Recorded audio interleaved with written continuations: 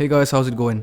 I'd like to talk to you about the only 2 rules you need to know on making money. No BS over here, let's get right into it. Rule number 1, spend less than what you make. It doesn't matter what your friends or family think about you, they're not paying your bills. If people like Mike Tyson and 50 Cent, who had well over 100 million to play with, could file for bankruptcy, nobody is above this rule. It doesn't matter if you earn $1 million in a day. If you're gonna spend the $1 million on buying liabilities such as fast cars, jewelry, or fashion designer clothing, you're not gonna become rich anytime soon. Moving on to rule number 2, which is my favorite, make more money. It's quite simple. You get paid for the value you provide to the masses. Be it a product or a service that you're an expert in providing, this is where the big bucks are made. Most financial gurus will not tell you how to make more money. Rather, they are more focused on saving and investing for the long run. This is because providing value to the world cannot be taught. It is a working passion that you will have to discover on your own.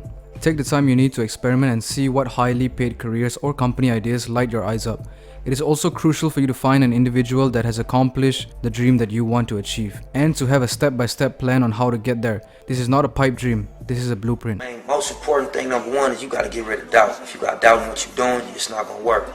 You know what I'm saying? And the way to do that is you have a plan. Because if you got a plan, it's not like just a pipe dream. You have a step-by-step list of things to do to get to your goal. If you don't have that, it's very hard to really have faith in what you're doing. Done. Thank you guys so much for watching. And if you're not into bettering yourself every day and finding out more ways to make more money every day, you might not want to subscribe.